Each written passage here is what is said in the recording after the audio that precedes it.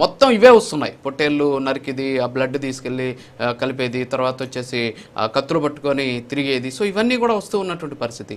So ఏంటి, చేసినటువంటి మంచి వెనక్కి వెళ్ళిపోయింది, చెడు ముందుకు వచ్చేసినటువంటి పరిస్థితి. సో మీరు ఒక న్యూట్రల్ పొలిటికల్ అనలిస్ట్గా వైఎస్ఆర్ కాంగ్రెస్ పార్టీకి ఎలాంటి సూచన చేస్తారు? ఖచ్చితంగా ఇప్పుడు నేనేమంటే రక్తదానాలు చేసేవాళ్ళు కదా సార్, రక్తదాన శిబిరాలు నడిపేవాళ్ళు, అది కూడా రక్తంతో కూడుతుంది, కానీ సేవ కదా.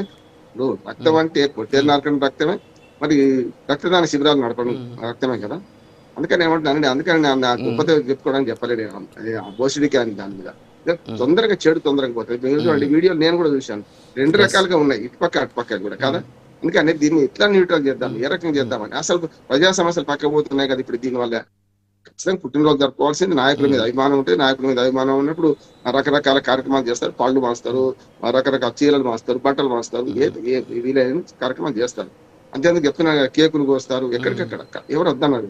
కానీ అది విడిచిపెట్టి ఇట్లాంటివి ఇప్పుడు రఫా నరికేస్తారు. ఎందుకంటే ఆవు చేయలేం వేస్తే కూడా గడ్డలు వేస్తుందా అంటే, వీటిని సమర్థించే నాయకులు సపోర్ట్ అండి. ఇప్పుడు తప్పు పిల్లలు వీళ్ళు కార్యకర్తలు తప్పు చేస్తున్నారు, ఏం చేయాలి, దాన్ని కనీసం అటువంటి దాన్ని ఖండించాలి కదా బహిరంగంగా, లోపల ఏమున్నా కూడా.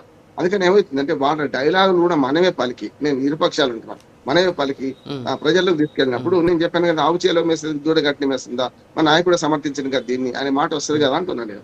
అంటే ఎందుకు తప్పించుకుంటున్నారు? కనీసం పై స్థాయి అంటే మంత్రులు ఆ స్థాయి పైన వాళ్ళన్నా కనీసం మా కార్యకర్త చేసిన తప్పు నష్టం ఉంది అంటున్నాను. తమ్ముడే పేకాట అన్నట్టు, తమ్ముడు తప్పు చేస్తే ధర్మరాజు ఊరుకోలే కదా. నేనేమంటే ఆ అంశానికి రావాలంటున్నాను ఒకటి.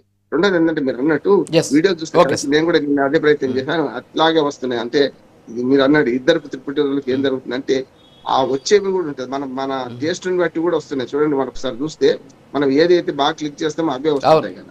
ఈ రెండు పుట్టినరోజు చూస్తే మీరు అన్నీ రెండు వచ్చినాయి, కొంచెం తక్కువ, అది తక్కువ వచ్చింది, ఇది ఎక్కువ వచ్చింది, అంతే తేడా. కనుక దయచేసి అన్ని పక్షాలకు మన మీడియా విజ్ఞప్తి చేసేది అంటే, తప్పుకు తప్పు ఒప్పుగాలేదు, వాళ్ళు చేశారా అని అనడం వాదించడమే కరెక్ట్ కాదనుకున్నాను. నేను చేసిన తప్పు అనకుండా వాళ్ళు చేశారా అంటే ఏమన్నట్టు, ఇతరం తప్పు చేస్తున్నట్టే కదా అంటున్నాను. అవును, అదే సార్ సమస్య అది. కృష్ణవేణి గారు గుడ్ మార్నింగ్. సో ఇప్పుడు ఏంటి అసలు ఈ రెండు బర్త్డేలు చూసాం. సో ఇక్కడ ఏంటి అంటే, నాయకుడి యొక్క ప్రవర్తన అనేది ఆ పార్టీకి సంబంధించినటువంటి విధానాల మీద పడుతుంది అనేటటువంటి వాదన ఎప్పటి నుంచి కూడా మనకు వ్యక్తమవుతున్నటువంటి పరిస్థితి.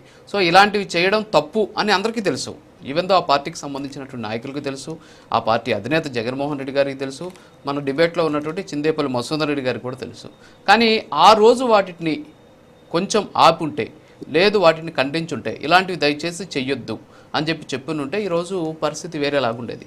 ఆ రోజు చెప్పకపోవడం వల్ల ఆల్రెడీ వీళ్ళు అభిమానం అనేటటువంటి ఒక మత్తులో ఉంటారు కాబట్టి అందులో ఏదైనా సరే చేయడానికి సిద్ధంగా ఉంటారు. సో వాళ్ళని ఇంకొంచెం ఎంకరేజ్ చేస్తే ఇంకా ఎక్కువ అయిపోతుంది అనమాట. అది అభిమానం అరాచకంగా మారే అవకాశాలు ఉన్నాయి. సో ఆ ప్రయత్నం జరగలేదేమో గతంలో అనేటటువంటి వాదన ఎలా తీసుకోవచ్చు.